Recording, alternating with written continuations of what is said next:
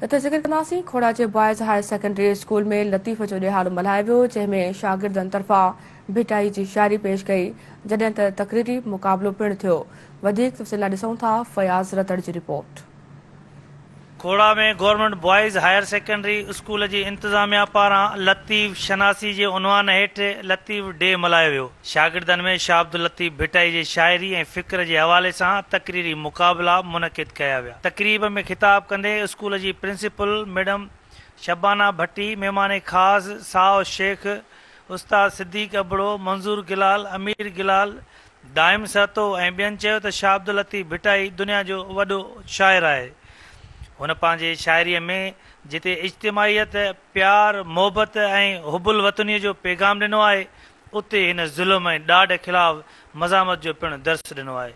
उन मौक़े ते तक़रीब में शरीक महिमाननि, उस्तादनि ऐं शागिर्दनि सिंध टीवी न्यूज़ सां ॻाल्हाईंदे चयो त अॼुकल्ह गवर्नमेंट जा इदारा जेके आहिनि उते ॼण असां इहो चवंदासीं त लावारस निधड़ का ॿार पढ़ंदा आहिनि, न त सभु प्राइवेट स्कूल में हलिया विया आहिनि। इहे स्कूल असांजा आहिनि ऐं उन में हीउ लतीफ़ शनासी जो प्रोग्राम आहे, वॾो इनकलाब आहे। इनकलाबी शाइरनि असांखे ॾस ॾिनो आहे अॻिते वधण जो ऐं मोटी मार न खाइण जो, धरतीअ सां अॻिते वचन जो, मोहबत जो, प्यार जो दर्स ॾिनो आहे।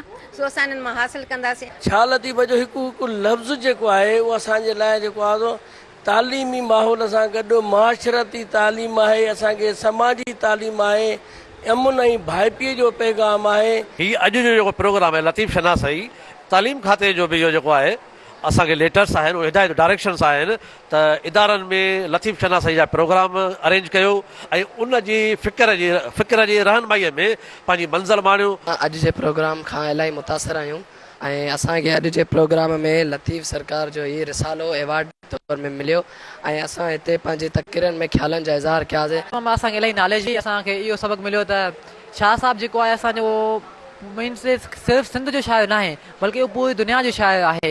उन ख़ाली सिंध खे न ॻायो आहे, या ख़ाली माण्हुनि खे न ॻायो, उन हर मिटीअ जे ज़रे ज़रे खे ॻायो आहे, पखियुनि खे ॻायो आहे, जानवरनि खे, जबलनि खे, मीन्स हर शइ खे ॻायो आहे। कैमरामैन आफ़ताब रतड़ सां गॾु फयाज़ रतड़, सिंध टीवी न्यूज़, खोड़ा।